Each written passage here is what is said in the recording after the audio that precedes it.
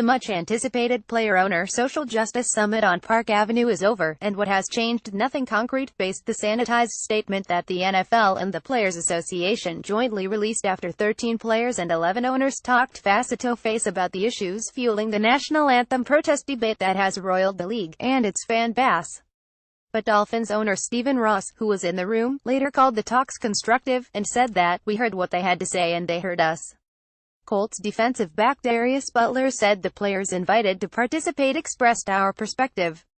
Obviously it's a different perspective. I think that's the most important thing when it comes to these issues is perspective and respecting everyone's rights regardless of how they feel.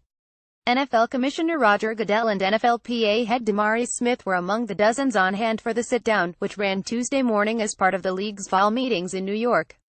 Shortly after it ended, the league and union released a statement calling the event, which included Dolphins owner Ross and 3 of his players Michael Thomas, Julius Thomas and Kenny Stills, productive. The two sides discussed plans to utilize our platform to promote equality and effectuate positive change, the NFL and NFLPA said. Both the league and the players added that these are common issues and agreed to meet again in the future. Everyone who is part of our NFL community has a tremendous respect for our country, our flag, our anthem and our military, the statement continued. In the best American tradition, we are coming together to find common ground and commit to the hard work required for positive change. However, the words Neil and Trump did not appear once in the release, so it is unclear whether the protest by a number of players will continue. Ross said that the NFL's policy on anthem protests did not come up. The league prefers that players stand, but has so far held off punishing those who do not.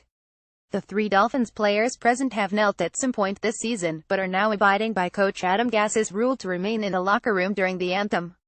The issue has become a charged and divisive one, stoked by criticism by President Donald Trump, who has said the player protests disrespect the flag and the military.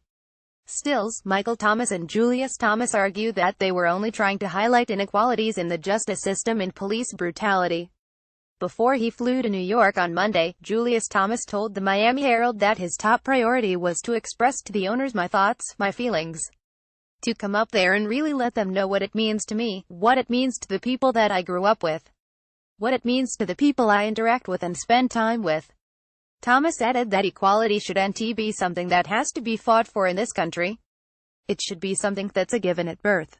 And if it's not, it's important for people who care about it to do what they can to help create that. Ross has been arguably the most sympathetic NFL owner to their cause. A few years back, he created the Rise Initiative, which has brought together athletes throughout sports to fight racism. It's got to be more than just the players, Julius Thomas continued. It's got to be more than just a few guys on the team that are willing to speak out and say what the expectations should be on how people should be treated in this country. I truly care about doing what I can to see this be a place of equality, to see this be a place where everybody feels that they're respected and treated equal. This report includes material provided by the Associated Press.